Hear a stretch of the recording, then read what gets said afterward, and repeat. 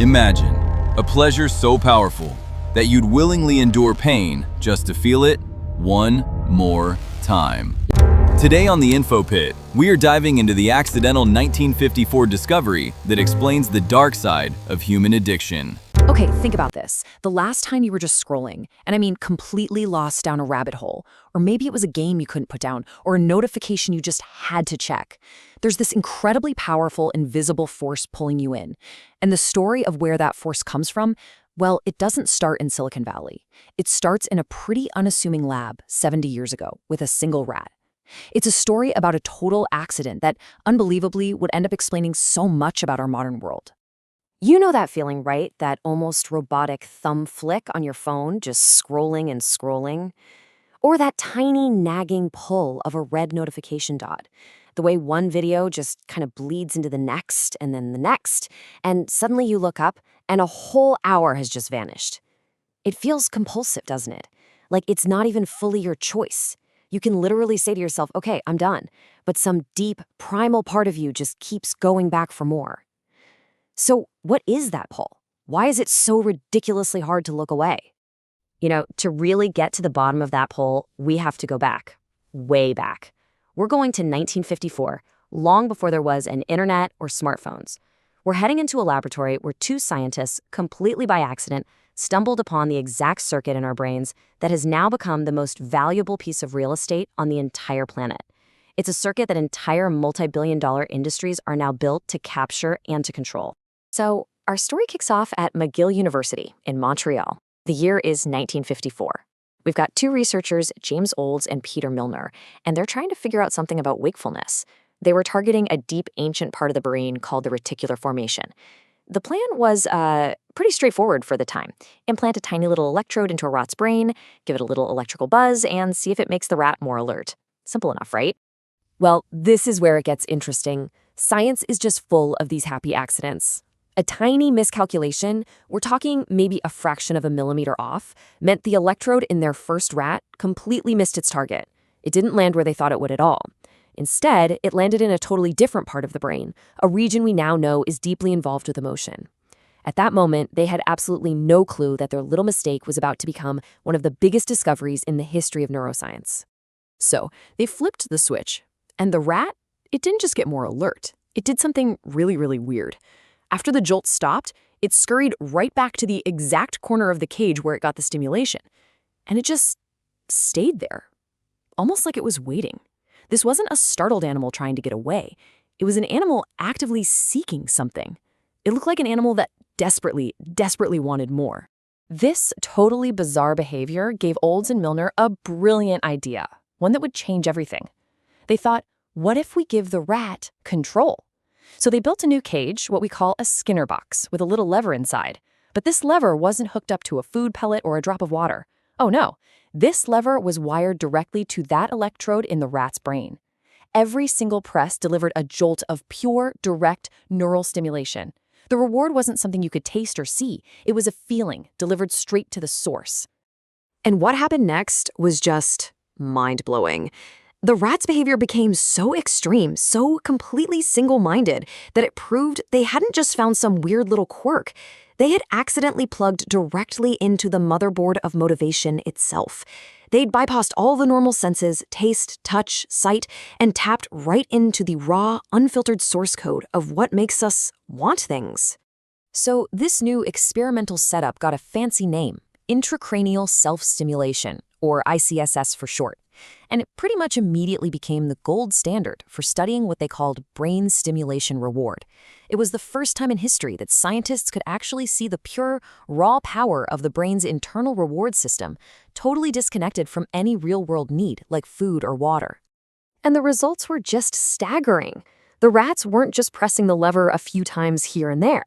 They were hammering it relentlessly. It was a frantic, obsessive loop of behavior. Some rats would press that lever thousands of times an hour. Can you even picture that? They would do this for days on end, completely foregoing sleep, food, everything. This artificial reward was more powerful than anything they had ever witnessed in nature. And we're not talking about a mild preference here. This was an all-consuming obsession. The researchers wanted to test just how powerful this drive really was. So they put an electrified grid on the floor between the rat and the lever. To get its fix, the rat had to endure a painful shock. And guess what? It did. It would scurry across that painful grid again and again and again to press the lever. But when they ran the same test with food on the other side, even a starving rat wouldn't cross. This artificial feeling was literally more powerful than its own survival instinct. And this is where the discovery revealed its really dark side. When they gave the rats a simple choice, a pile of food on one side of the cage, the lever on the other, the rats chose the lever. Every single time. They would press it until they physically collapsed from exhaustion. In the most dramatic cases, they would literally starve to death, choosing the promise of a reward over the actual food their bodies needed to live. They were caught in what you can only really call a pleasure trap. Now, it took years of more research, but eventually scientists mapped out exactly what Olds and Milner had accidentally found. They had tapped into something called the mesolimbic pathway. The easiest way to think about it is as the brain's main reward superhighway. It's this primitive circuit that connects a region that creates motivation, called the VTA, to a region that processes reward, the nucleus accumbens. This is the biological hardware that evolved to drive us toward everything we need to survive. Food, water, social connection. You get the idea. So here's how it works in simple terms. When you do something your brain thinks is good, like eating a really great meal, your VTA gets activated, and it releases a chemical messenger called dopamine. That dopamine then floods the nucleus accumbens, which basically sends a message to the rest of your brain that says, hey, that was awesome, remember what you just did, and do it again. And that right there, that's the powerful loop that reinforces behavior. Okay, so here's a really important point. There's this huge misconception about dopamine. We always hear it called the pleasure molecule, but that's not really accurate. What modern neuroscience has shown us is that it's actually the molecule of motivation. It's about anticipation. It's about desire and seeking things out. It's the chemical of wanting, not necessarily the chemical of liking. And that's what made that lever so terrifyingly powerful. It created a pure, intense, and ultimately endless want in the brains of those rats. Well, a discovery this profound, it was really only a matter of time before someone tried to see if the same thing applied to humans. And it did. In a series of, let's just say, ethically controversial experiments, a researcher named Robert Heath started implanting electrodes in human patients, officially to treat severe psychiatric problems. But he also gave some of them a button, just like the rats had a lever. One patient, who we only know as B19, got access to his own self-stimulation device, and his behavior was chillingly familiar. He reported these intense feelings of pleasure and warmth. But when the researchers tried to take the device away, he got agitated and distressed.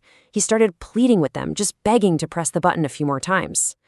That exact same compulsive loop they saw in the rats was now playing out clear as day in a human being. There's an even more disturbing case from the 1980s that perfectly mirrors what happened to those starving rats. A female patient was given one of these devices to use at home, and soon enough, she was ignoring her family, her personal hygiene, everything. Her entire life became consumed by this little box. It got so bad that she actually developed an open, festering sore on her finger from constantly fiddling with the dial to adjust the current. A physical wound caused by a purely psychological obsession. Now, all of this might sound like a dark, kind of strange chapter from the history of science, but that exact brain circuit that Olds and Milner stumbled upon by total accident, it is now the most valuable, most fought-over piece of real estate in our entire modern world. We have moved from the lab into everyday life. We now live in what some economists and neuroscientists are calling the dopamine economy. And here's the first and maybe the most tragic modern connection.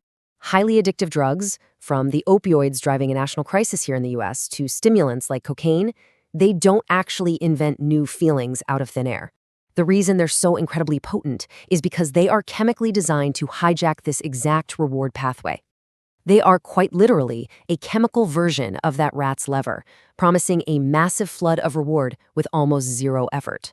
And different drugs are really just different keys that unlock the same door. Cocaine, for instance, works like a dam. It just blocks dopamine from being cleared away, so your brain gets flooded with it. Opioids are like a master key. They just directly trigger the reward signals. Nicotine kind of greases the wheels of the whole process, making it run faster. But in the end, they all target this one ancient pathway, artificially cranking up that wanting signal to a compulsive, sometimes unbearable level. What's even worse is that these drugs permanently change the system. Think of your reward system like a stereo amplifier. Normally, the volume is set at, say, a 5. A drug like cocaine comes along and just cranks the volume to 11. But then the system adapts. As this chart shows, the threshold for what feels rewarding gets way lower. The brain becomes super sensitive to the drug, while everything else in life, a good meal, a conversation with a friend, a beautiful sunset, now sounds like it's playing at volume 1. Normal life just feels muted. Only the drug feels loud enough anymore. And this brings us right back to where we started, back to that phone in your pocket. Because today, the most powerful levers aren't chemical, and they aren't electrodes. They are digital. The exact same principles of variable reward that make a slot machine in Vegas so addictive have been perfected and engineered into the very code that runs our digital lives. Every like, every match, every video that autoplays is a tiny digital press of the lever, designed by huge teams of engineers to activate that exact same mesolimbic pathway discovered in 1954. 70 years after a rat first pressed a lever in a lab, we're all kind of subjects in a global version of that experiment. And the story doesn't even end with our phones. The original idea, a direct brain interface, is no longer science fiction. Tech companies and serious researchers are actively developing the tools to reproduce the Olds and Milner experiment in humans, only this time with way more precision and a very clear purpose. The original experiment was so profound because the rat was pressing its own lever. It was the agent of its own compulsion.